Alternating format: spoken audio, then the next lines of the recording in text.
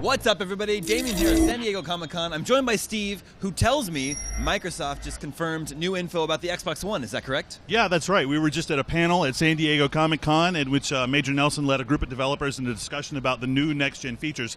These are things they're all calling base-level features, so any game that wants to use these features can use them. Okay, so drop it on us. Okay, so the first thing, Ken Lobb, who's a big fan of Killer Instinct, big fighting game guy, said he was just at EVO, which our own Destin Legary was at this past weekend, watching a lot of Killer Instinct matches.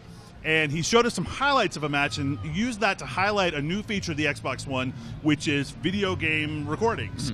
The system records the last 5 minutes of any game that you're playing, and you can say at any moment, Xbox record, and it'll immediately chunk out a 30-second clip of what you've just done and save that for you on your hard drive. And then you can go within the game, without leaving to go to the dashboard or anything, to an uploading system and get that promoted in a number of different ways. So YouTube? Yeah, where are you throwing it up? Yeah, exactly. Okay.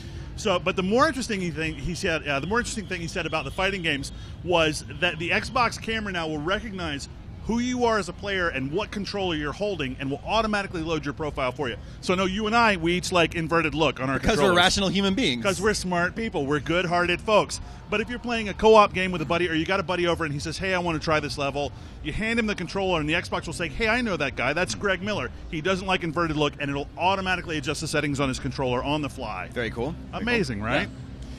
So obviously the new system has tremendous graphical capabilities. They showed that off. That's not news to anybody. We've seen the videos, but I will say, having seen the Prague level in Forza and some of the new Dead Rising stuff, it looks phenomenal.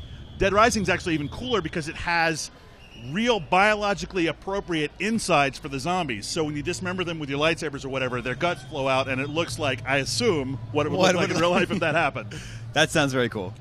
So let's see here. We've got a couple other updates that came from the show. We covered some of the smart glass integration. They showed a little bit more of that. You can now set up multiplayer sessions in other games and wait until your friends are ready before you load them. So you're playing Dead Rising. You say, I want to play Forza with my friends. You send out the invites. You keep playing Dead Rising, and then when your other friends have accepted the invite to play Forza, you just load that game and start playing automatically. Now, what about a release date?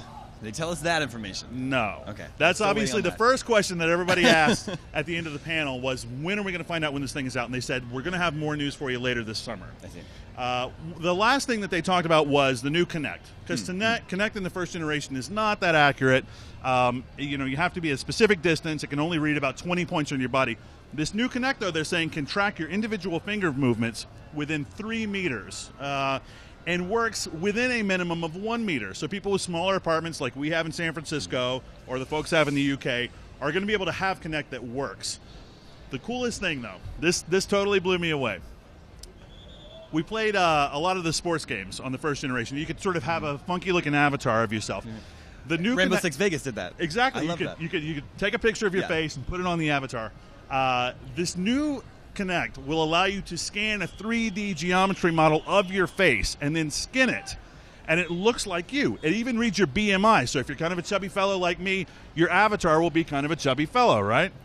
And even more impressively, it reads your facial expressions in real time and translates those into the game. So if you're playing a game and you're super happy, your avatar is going to look super happy. If you're super frustrated, your avatar is going to look super frustrated. It's the dream of Perfect Dark finally realized. Right, exactly. So yeah, a lot of new information, nothing specific to any one game. As I said, these are all base system level features. Any developer that wants to use them will be able to integrate them into their games. Very cool. Well, thanks a lot, Steve. Those are new features confirmed for the Xbox One today at San Diego Comic-Con. Lots more to come, though, so stay tuned.